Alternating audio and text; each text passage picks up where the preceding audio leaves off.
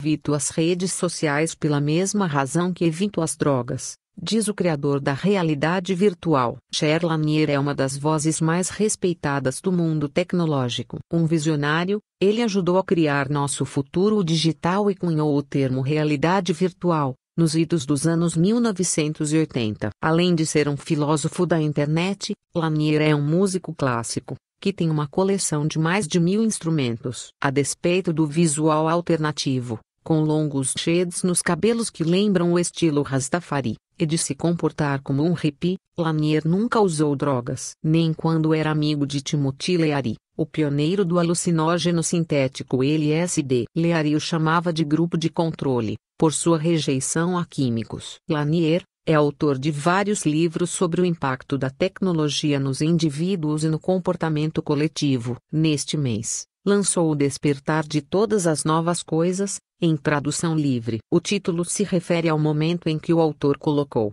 pela primeira vez, um desses capacetes que nos levam ao mundo da realidade virtual, momento que descreve como transformador e como a abertura de um novo plano de experiência.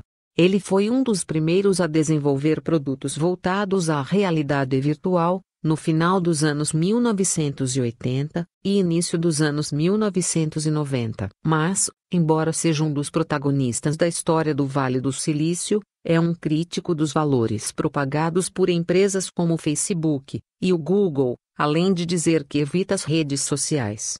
Evito as redes pela mesma razão que evito as drogas. Sinto que podem me fazer mal, diz. Lanier manifesta preocupação com o efeito psicológico do Facebook sobre os jovens, especialmente na formação da personalidade dos adolescentes e na construção de relacionamentos. As pessoas mais velhas, que já têm vários amigos e perderam contato com eles, podem usar o Facebook para se reconectar com uma vida já vivida. Mas se você é um adolescente e está construindo relacionamentos pelo Facebook, você precisa fazer a sua vida funcionar de acordo com as categorias que o Facebook impõe. Você precisa estar num relacionamento ou solteiro, tem que clicar numa das alternativas apresentadas, explica. Isso de se conformar a um modelo digital limita as pessoas, limita sua habilidade de se inventar, de criar categorias que melhor se ajustem a você mesmo.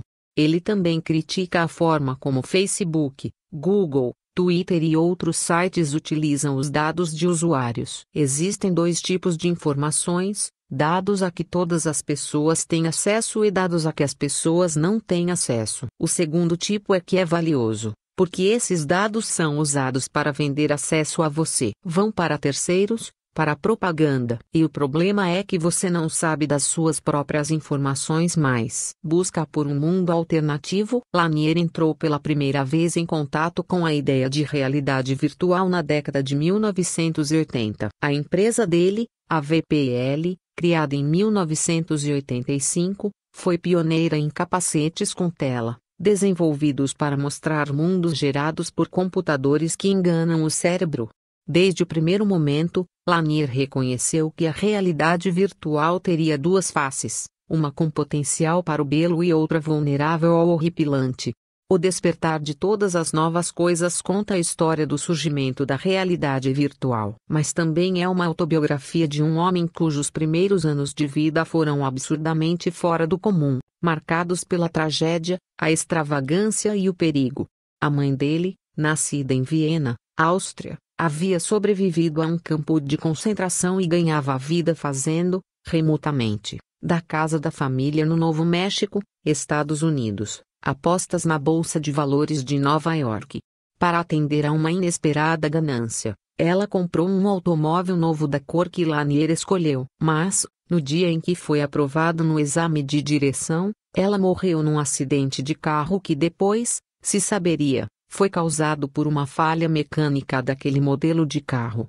Choramos durante anos, escreveu Lanier sobre sua própria reação e a do pai. A tristeza foi agravada pelo antissemitismo e a intimidação de vizinhos e colegas de classe. Um professor disse que a mãe dele merecia o que aconteceu, por ser judia. Depois que sua casa ardeu em chamas por um incêndio criminosamente provocado, foram viver em uma tenda de acampamento até que o pai sugeriu que ele desenhasse uma casa para os dois.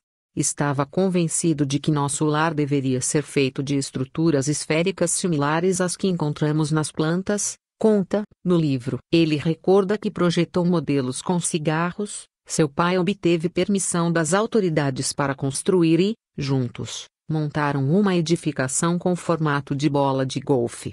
O pai de Lanier viveu naquela casa durante 30 anos. Um ano depois da construção, quando tinha 13 anos, Lanier foi à universidade local fazer um curso de verão de química. Quando terminou, continuou assistindo às aulas durante o semestre, até que os professores não tiveram outra escolha senão aceitá-lo como estudante universitário. Ele aprendeu a fazer queijo de cabra para vender, e pagar os custos com sua educação, e costurava suas próprias roupas. Realidade alternativa. Seria natural pensar que, depois de tudo o que viveu, Lanier quisesse se dedicar a criar realidades alternativas, com cálculos e piches no Vale do Silício.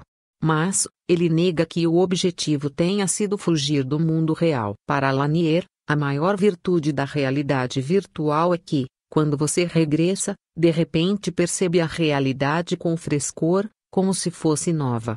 Em vez de conceber a realidade virtual como um lugar a que se vai para deixar algo para trás, a mim me parece que ela está subordinada à realidade, explicou à BBC. Enquanto estudava informática, leu o trabalho de Ivan Sunderland, que, na década de 1960, foi uma das primeiras pessoas a criar um capacete com tela que permitia a uma pessoa ver um mundo digital por meio de programas de computador.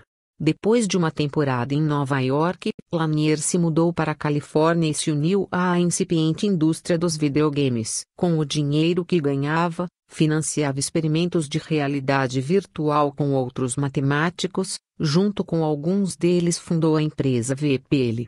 Numa ocasião, Lanier e sua equipe ficaram obcecadas com a criação de avatares não humanos. As lagostas representavam um grande desafio, pela quantidade de extremidades, mas eles descobriram que o cérebro humano se adapta a usar apêndices, como antenas, patas e garras, com muita rapidez.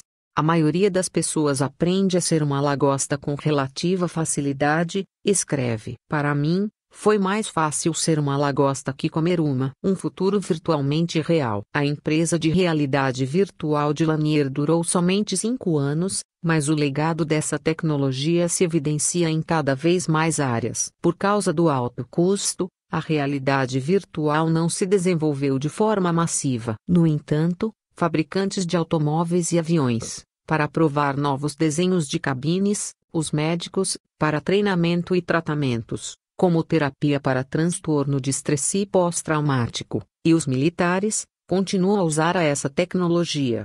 Mas, para Lanier, a realidade virtual ainda está presa ao passado e não se desenvolveu plenamente. O que a maioria tem visto é uma versão de videogame ou um filme, com tecnologia de realidade virtual. Isso é típico de novos meios. No início, o cinema se parecia com uma peça de teatro. A realidade virtual ainda não teve a oportunidade de se libertar e ser o que é. O filósofo da internet também faz projeções preocupantes sobre o futuro, com o crescimento da automação e o desaparecimento de empregos. Para ele, é preciso mudar o modo como a economia está organizada, para evitar que a robótica crie uma massa de pessoas com fome e sem ocupação.